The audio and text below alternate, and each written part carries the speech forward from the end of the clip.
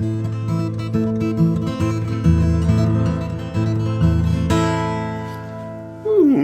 goddamn garage, what you doing now? My goddamn garage, we're talking cancel culture, my goddamn garage, what's that, baby? Cancel culture, or call-out culture, is a modern form of ostracism in which someone is thrust out of social or professional circles, whether it be online, on social media, or in person. Those subject to this ostracism are said to have been cancelled. God, this is an old topic. In some ways, there's really nothing else left to say about it. Even this episode is based on things I originally wrote over 2 years ago, and it was old then. But it just won't go away. It keeps coming back. Most recently, Dave Chappelle brought it back again. People saying he's been canceled, him saying he's been canceled, and talking about cancel culture. And he's a man, I figure, is definitely not canceled. I mean, he's nominated for a Grammy. He's got another show coming up on Netflix in 2022. He's on tour right now. My company has offered me the chance to buy box seats for the show downtown. Even if he has been canceled by some groups in some circles, it doesn't really feel like canceled is the best term for what's happened to him. He can still work, he can still travel, his social circle hasn't changed that much. The history of public shaming as a general tactic for encouraging correct behavior goes back much further than this modern phenomenon, of course. You can even find it in chimpanzee tribes where certain behaviors can be shamed. And you can read through various cultures, civilizations, tribes. You will always find some kind of shame tactic being used to encourage certain behaviors and discourage others. This is a natural phenomenon whenever we get together in a group. But social media has put a new spin on everything. Public shaming, cancel culture, call-out culture, whatever you want to call it, is no exception. By the 16th century in Europe, shaming parades were quite popular, in England anyways. And during the reign of Henry VIII, a gong farmer, like a public toilet cleaner, was found guilty of dumping his garbage in the streets and was sentenced to stand knee-deep in a barrel of shit with a sign on his head declaring what his crime was. In 1552, a man and a woman were found guilty of smuggling 2 pigs from the countryside and were forced to ride through the city's streets and marketplaces with a carcass each around their necks and a garland of pig toes on their head. By the time the 18th century had come along, we had moved up to pillories, another form of public shaming. Daniel Defoe, a famous writer and satirist, Robinson Crusoe, you probably know him from, in 1702 he wrote a pamphlet called The Shortest Way with Dissenters. And this basically said that anyone who was not a member of the Church of England should be hanged or thrown in prison. And a lot of people took him seriously. And when they found out he was joking and he had tricked them, they were kind of angry about that. And he was sentenced, among other things, to be pilloried. But the public knew what was up, and they chose to only pelt him with flowers. Even his pamphlets were even sold at the event. And it's a beautiful story of mob justice gone right. Contrast that with someone like John Waller. In his case, things go very differently. He was found guilty of false testimony, and this was a pretty serious crime. Turning an innocent person in to get the reward money. That's what he did. So one of the worst things you could be accused of at that time. And when he was pilloried, the public threw vegetables at him, pulled down the pillory, and stomped him to death. 2 men were eventually arrested for the offense, including the brother of the man who was killed based on John's false testimony. You can easily see how in both cases the public got it right. But if you read through historical accounts, you can find everything from people who sound like they had it coming to people who seem innocent, and punishments for both of them similarly range between something as benign and lovely as the flowers all the way over to the most horrible deaths you can imagine. So the pillory, an earlier form of public shaming and punishment, could go either way. The public weren't always easy to predict, and the range of justice that they administered was broad. Sometimes there was community resistance against the pillory and against public shaming in general. And this usually came from clergy or people of faith trying to preach forgiveness and non-judgment. Obviously, eventually these kinds of public shaming practices were outlawed, and we tried to move into a legal system where the public could still be involved in the form of a jury, but that would be in the context where we could present the information as unbiasedly as possible in hopes of a fair trial and a fair outcome. Now, that doesn't mean public shaming would go away. The public still had that need, that thirst. So traditional media could quite often fill that role. Newspapers, magazines, radio, television, now the internet, but talking before that.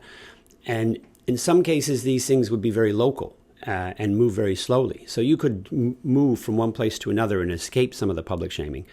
For big celebrities, not so much the case. But still, even with traditional media, those people who held that power could use it to cover up sins, to destroy people, haphazardly. It was not the best system either. So the way I see it is cancel culture and consequence culture are both misnomers. And they don't really do justice to what's happening. The terms seem to limit the full breadth of the phenomena. But both of those things are happening. And of course, it's not a new feature. Cliff Nesteroff consistently shows this on his Twitter feed. Cliff is an excellent comedy historian, and you should at least read his book, The Comedians. It's indispensable if you're at all interested in modern comedy. He's a great Twitter follow, too. Cliff shows dozens of news clippings from throughout different decades, going all the way back to the 1890s. And he shows material that demonstrates pretty clearly that cancel culture or consequence culture, however you choose to see it, isn't new. This has been with us for ages through the pages of Variety and other traditional media machines. He was on Mark Maron's podcast recently, and they discussed the modern phenomena of cancel culture. But then they just ended up arguing that it doesn't exist, and the extent to which it does exist, it's being used to help the oppressed or the marginalized. Not exactly the most original argument on the subject, but it can be compelling with Cliff in the room because he can give a multitude of examples where this was used to stop people from doing racist caricature and all manner of behavior would clearly consider unacceptable today. Not to mention the canceled material generally wasn't particularly funny or groundbreaking, and the changes often led to more innovation. So it's not the worst argument. And I can understand that aspect of cancel culture to some degree. But many of the issues that seem to get people shut down today don't seem as clear-cut to me. Maybe they didn't to them at the time either. I can't know. All I can know is what's going on right now. But not all change is progress. Sometimes people seem to fall for that idea. And some things that we tried to push for change didn't happen. We don't remember those. We remember the ones that did work.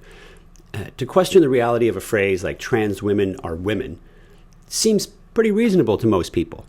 Hell, comedy in regards to mistaken gender identity is as ancient as can be, near universal. Certainly, if a phrase like that comes into popular use, comedy is going to be at least one of the mediums that's going to investigate it. Now, occasionally there is a decent example showing how sometimes the other side being put into print literally ends up being a KKK diatribe on racial segregation. But it's foolish to start equating all nuance with nothing but good and evil, a vehicle for hate. I think it's dangerous to assume that in a debate or conversation of some kind that your interlocutor is the equivalent of the KKK and you are righteous. This happens sometimes, but not so often that it's a reasonable assumption. Now, there were moments, Lenny Bruce and George Carlin were arrested. Free speech was at risk, and cancel culture had definitely gone too far. But what happens now is not that. Dave Chappelle having a hard time getting his documentary distributed is not the same thing at all. It's not to say that cancel culture isn't real or that I agree with Cliff and Mark, because I don't. Both sides of the discussion are describing a real phenomenon, things that are actually happening. How they phrase it is different. How they view it is different. And the public shaming and the degree of impact these things can have, all of which are wrapped up in the phrase cancel culture, can be devastating to real people. I mean, not to say that Dave Chappelle's not real, but to people who aren't celebrities, to people with regular jobs. People have been fired and just had their lives destroyed. John Ronson wrote a great book called So You've Been Publicly Shamed that details the lives of regular people who have had things like this happen to them. And it's sad. It's devastating and sad. What we call cancel culture today, which wouldn't be possible without social media, is the public taking that power back more completely, for better or worse, reclaiming it, probably due to them losing faith in those who were meant to dispense justice on our behalf, those were meant to be using the public shaming through traditional media, both media and legal efforts for that matter. I'd argue that it even shows up in how corporations project particular moral values in order to curry favor or perhaps preemptively make statements before accusations come at them. The forces of public pressure are greater than ever thanks to our increased free speech. Free speech, when I was younger, it didn't mean too much. We live in a small town with no access to mass communication devices. What are you going to do with it? Go downtown? Just talk out loud? Free speech today is a tool unlike anything we have ever seen. Never in human history has anyone had as much power to project their voice, their ideas around the globe so quickly and efficiently, and with incredible ease at that. This is a phenomenal power. So sure, the public is taking back that power. But we don't have a consistent moral code anymore. There is no melting pot. The shame will always come, and possibly praise too, from different groups. We re-tribalize based around ideological lines rather than geographical ones. The old school of geographical tribes, that's an artifact of the past now. Cancel culture encourages us to find our tribes through mass communication technology. All this free speech and cancel culture, and look, Seth Rogen and Sarah Silverman have recently just been canceled by the right to a certain degree on account of that horrendous show, Santa Inc. It doesn't sound like anything I want to see. Much like Gina Carano has been canceled by the left for some meme she put out about how conservatives are treated. But then she was taken on by the right all of a sudden as a hero. So she's not entirely canceled. She just found a tribe, and we're re-tribalizing into these ideological lines. So what ends up happening is that we start to live in different worlds. And already I see that the canceled Gina Carano from Star Wars The Mandalorian fame has been hired by conservative thinker Ben Shapiro to work on a film. And he's put a couple out already with a subtle conservative bias to them. And he claims this is a response to left-wing Hollywood. And I understand that. But where does this mentality lead in the long run? Here in Canada, we get calls to defund the CBC, which is almost a historical institution at this point. But these calls are pretty frequent. You can see the trend on Twitter every once in a while. You can see newspaper articles written about it. You can hear regular people talk about it. And while I do prefer the CBC's programming, I like the way they present their information, even if I don't always agree with it. I understand entirely why people are calling for this sort of thing. Their bias is so strong and so obvious that if I was, in any way loyal to a conservative viewpoint, I'd feel as if they hate me. And so now we have Rebel News. And people wonder, geez, how did Rebel News come about? How did we get this right-wing focused news site? Well, geez, I just can't figure it out. It's clearly a reaction. They had nowhere else to go. They weren't getting a voice on our national tax-funded broadcaster. So, of course, something like Rebel News came about. There was really no other choice. Cancel culture creates a culture of the canceled. And that culture could have its own fallouts as well. And they could be divided into even tinier subgroups who are even more extreme. So who's to say how far this goes? How many tiny groups do we want to define ourselves by? News, our entertainment, our comedy, our music, all gone through with a fine-tooth comb. Do these artists have the right views? Are they woke? Are they based? There's left and right-wing coffee available, left and right-wing ice cream. Should we have separate schools now? How do we deal with this clear social need for public shaming, a practice as old as our species, while we don't all agree on who should be shamed and how? When our cultural differences are so great, but our tools so ubiquitous, that everyone's getting shamed and loved for the same activities. How confusing could that possibly be? It's not going to have any effect. So what does it do in that case? Other than make people feel really righteous while simultaneously feeling shamed. Years ago, a friend of mine went to India as part of a larger trip to explore as much of the world as he could. And when the plane landed, the attendees handed out these little pamphlets that had a list of things not to do written on them. And I guess apparently ignorant Westerners will start doing unsafe things when they get over there because the health and safety practices that sort of protect them from making stupid decisions that are in place over here don't exist over there. So they can get enticed into doing some pretty dumb things.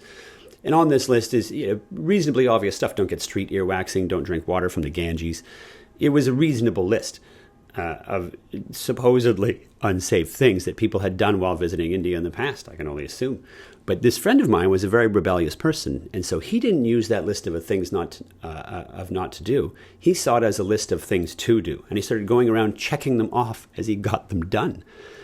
When he came home, he was not the same person, and his life maybe didn't go as well as it should have after that. He ended up homeless, got in trouble with the law, things didn't go great. But he's a great guy. He didn't harm anybody. Nonetheless, the fact is that urge exists within us.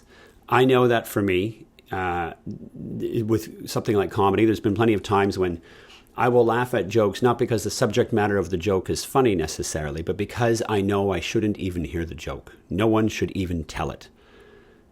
When people cancel a kind of joking, a kind of humor, I can be attracted to, honestly, just finding it funny all of a sudden now, which is an involuntary thing. I'm not controlling that, simply because I know I'm not supposed to hear it.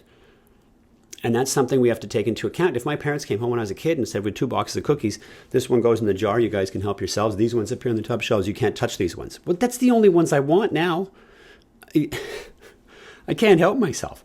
There's going to be people like that. Not everybody, but some of us. And so if we have a diverse field like comedy, there's going to be comedians who are going to play to those kinds of jokes. One of the problems with so many voices coming at you via mass digital communication is that it's hard to know which one is the government telling you not to drink from the Ganges and which one is you being thirsty while standing next to a river. Which cookies are the top shelf cookies and which ones are the ones that you're allowed to have. It's confusing as all hell, and we should all know that we are all dealing with this same confusion. If we could keep that in mind, we might be a little better off. The amount of information we have to sift through, it's monstrous and never ending. So we could have completely different information. And the amount of changes we're forced to contend with, it's unprecedented. Never have cultures had this many value changes within their culture. People, while they're alive, seeing themselves outdated before they're even 50. This has never happened before. I'd say it's wise to slow down on the judgments a little bit and consider that the impact of something is much deeper than this or that individual being canceled. Because you know they'll find their tribe. And is that what we really want? I won't drink coffee that don't vote like me. Nah, I ain't eating no fascist ice cream, and I'm not watching movies that don't think what I thought, nor reading authors that don't buy what I bought. Yeah, I'm gonna take these jokes you like and call them all hate. And every time you laugh at one, it's proof that you're to blame. Yeah, till everyone's been blackmailed with their backs against the wall. With a nervous glance, we look around for who can take the fall. Yeah, cause when everyone's been canceled, once we got them all, the war will end and then we'll build a...